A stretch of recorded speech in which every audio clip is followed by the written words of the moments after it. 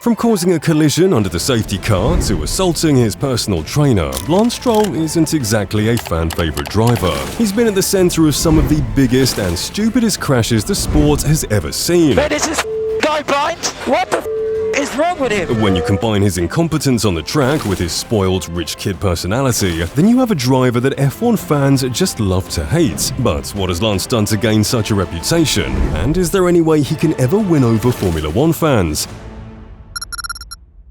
Lance's paid driver status isn't exactly a secret, and buying your way into the sport isn't really the best way to win the hearts of fans, but it certainly doesn't help to also act like an arrogant, entitled child. We only have to look back a few months to the Chinese Grand Prix to see some of the worst of Stroll. Let's just set the scene. Daniel Ricciardo is having a solid race and is currently in P9 behind the safety car and looks set to possibly grab some much-needed points. Well, Stroll had other ideas, instead deciding he wanted to try and impregnate Ricciardo's RB. Oh, that is ridiculous. Stroll then called the guy he just rear-ended an idiot. Idiots just slammed on the brake, check wing damage. His post-race interview was even worse. Despite literally ending Ricciardo's race, Stroll pinned all of the blame on the Aussie. The car in front of me just stopped right in front of me. I had nowhere to go. Ricciardo was furious. You're saying my mistake? Okay, I had started to calm down, but now that makes me... me off. And honestly, I can't blame him, especially if you watch the onboard back and see Stroll wasn't paying attention to the car in front, instead turning his head to look at the apex. This wasn't just a one-off occurrence for Lance, with one of the other most mind-numbing incidents coming from Australia 2022 qualifying. Stroll's victim this time was none other than Nicholas Latifi. All Latifi dared to do was drive past Lance on his outlap, but for reasons unknown to God himself, Lance decided to abruptly swerve right, straight into the Williams. Unsurprisingly, he took no responsibility. Latifi, man, what the f*** is he just doing? He just hit me, man. Despite him clearly being at fault, and he didn't even bother to apologize in the post-qualifying interview. Like I said, it falls to the right and gets very narrow, and the timing was just really bad.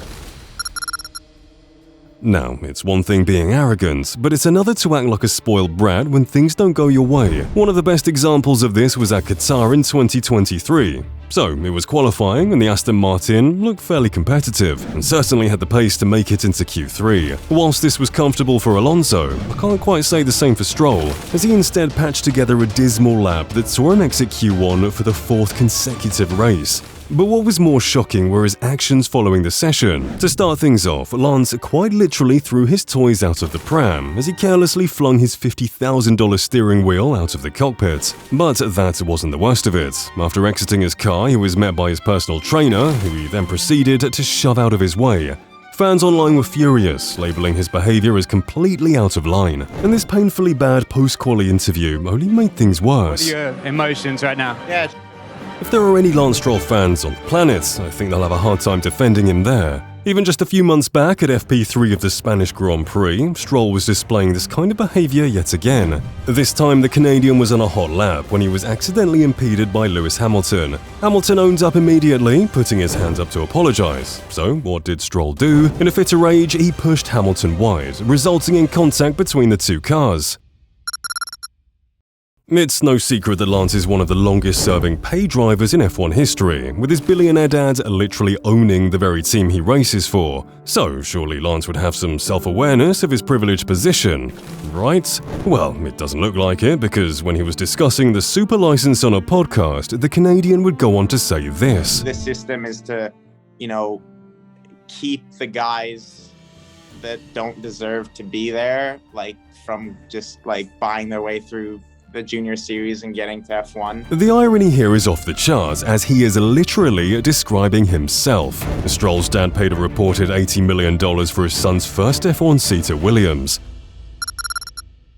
Look, I get drivers make mistakes and crashes happen, but with Lance, it's like he's got a bet on to see how many times he can disintegrate his car without being banned from the sport. Even as far back as his F3 days, Lance has been a crash magnet. 15th on the grid and a huge crash there. But it's in F1 where his collision-causing talents have really shone through. Take the 2020 FP1 session at Portugal. Verstappen is almost side by side with Lance along the straight, but when we reach turn 1, Stroll clearly forgets his mirrors exist because he turns straight into the path of Verstappen. Oh no, they're going to crash!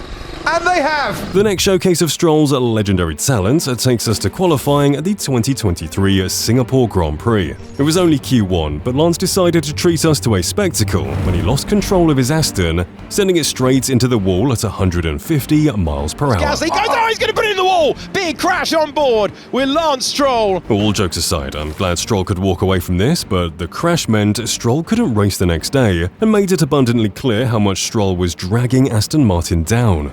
Next on Stroll's hit list was Charles Leclerc at the 2021 Hungarian Grand Prix.